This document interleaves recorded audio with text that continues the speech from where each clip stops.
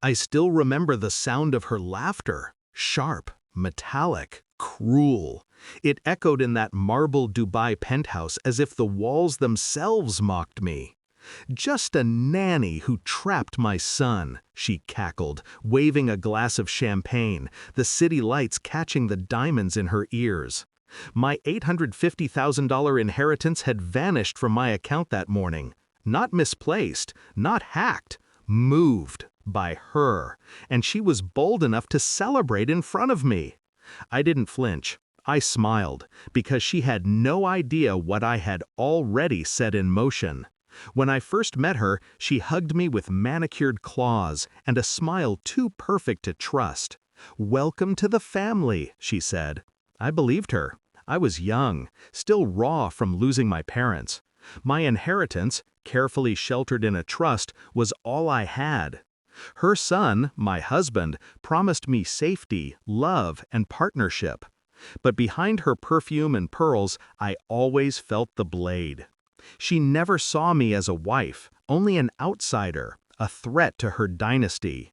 And yet, I ignored the whispers, the smirks at dinner, the way she called me the nanny, even after the vows.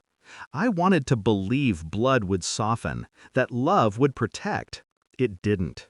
The first clue came in the form of silence. My husband grew colder, his calls shorter. Meetings, he said, vanishing for nights. I wasn't stupid. I checked the accounts. That's when I saw the trail. My trust fund siphoned through shell companies. A signature that looked like his. But it wasn't him. It was her. I confirmed it the day I intercepted an email, her gloating to a lawyer about how the nanny's inheritance will fuel the jet. I remember staring at the screen, my chest tight. My entire family's legacy reduced to fuel for her vanity. That night, I didn't cry. I poured myself a drink, stared at the skyline, and whispered, "You stole from the wrong woman." Rage wanted me loud, reckless. But rage was her language. Mine was patience. So I studied her routines, her arrogance, her weakness, greed disguised as sophistication. She thought I was naive. She forgot my parents raised me in boardrooms, not playgrounds. My father's trust fund had a clause she didn't know about. Any attempt at theft or coercion would trigger a silent transfer to a secondary account, an account only I controlled. She hadn't stolen my fortune. She'd signed her own confession. Step 1. Play the fool. I let her flaunt her victory, sipping champagne while pretending to shrink in her shadow. Every insult she threw, I collected like evidence. Step 2. Leverage silence. I whispered nothing to my husband. I let him believe his mother was untouchable. Meanwhile, I fed quiet tips to the bank, planting seeds of suspicious activity. I wasn't just reclaiming what was mine, I was setting the stage for collapse. Step 3. Wait for her pride to do the rest. And it did. She upgraded her toys, a new villa, a faster jet, louder parties. She was a peacock strutting toward a cliff. Then came the night she boarded her private jet, flying to Switzerland to finalize investments. Her last message to her lawyer still lingers in my mind. The nanny never saw it coming. I smirked when the news broke. The jet never made it past the Alps. 2 days later, the bank called me.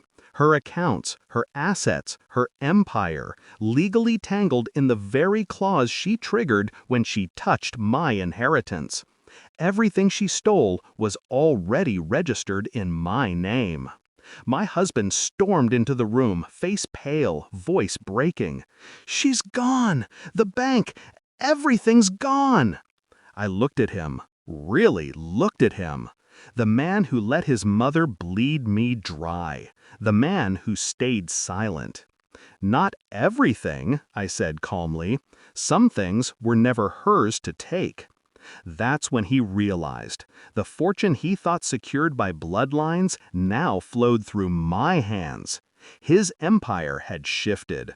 His mother's empire. All of it. Mine. People talk about karma as if it's poetic, slow, patient. No, karma is precise, clinical, ruthless when it arrives. She thought she'd buried me under humiliation and theft. Instead, her laughter became her curse. Her ashes scattered over cold mountains while I walked barefoot on warm marble floors. Her marble floors. I don't gloat, I don't need to. But sometimes, at night, when the city hums and silence presses close, I hear her voice again, sharp, cruel. And I whisper back, "Karma's a luxury, darling, one I can afford."